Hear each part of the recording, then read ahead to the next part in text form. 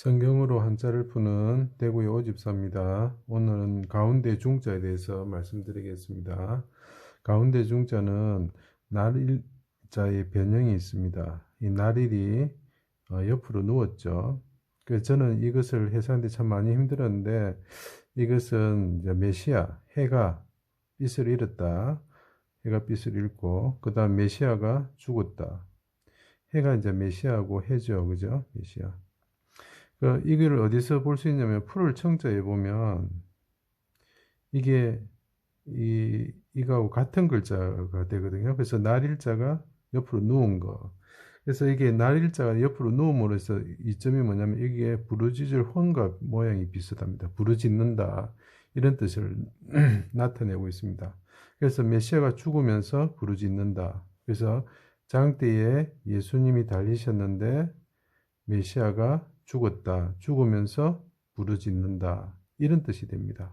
근데 이게 왜 가운데라는 의미가 될까요? 그걸 보면 빛을 잃은 시간이 6시부터 9시까지 계속되었다. 그러니까 이게 뭐 사이죠. 6시부터 9시 사이. 그래서 사이라는 뜻이 됩니다. 그리고 이게 계속되었다. 진행이라는 의미가 있습니다.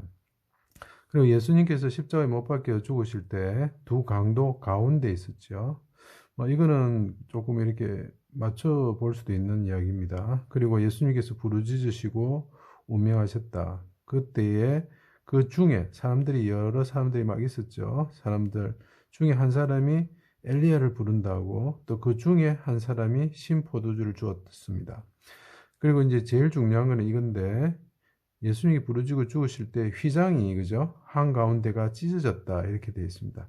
예수님이 죽으셨다. 메시아가 달리셨다. 십자가에 달리셨다. 예수님이 달린 거죠. 그리고 부르짖으셨다. 그리고 메시아가 죽었다. 이때 일어난 일이 뭐냐면 휘장이 가운데가 찢어졌다. 그래서 가운데 중자가 됩니다.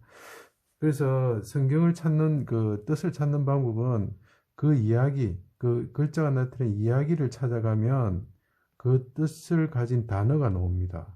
그래서 예수님이 죽었다 하는 이야기를 찾아가면 가운데라는 그 단어가 나옵니다. 그래서 이 뜻을 서로 매치시키는 것입니다.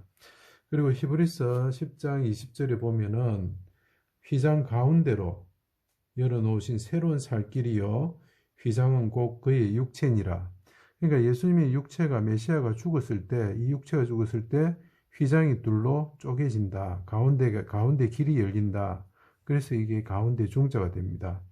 이를 보는 사람 중에 막달라 마리아 등 여러 제자가 있었다. 그래서 가운데를 나타내는 강도 가운데 계속 이런 뜻이 있습니다. 그래서 가운데 속, 사이, 진행.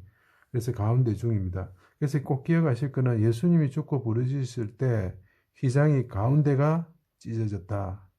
그 길을 통해서, 가운데 길을 통해서 우리가 지성소로 나아갈 수 있는, 죄인이 지성소로 나아갈 수 있는 길이 열렸다. 그 참 은혜되는 말입니다. 제 강의를 들어주셔서 감사합니다.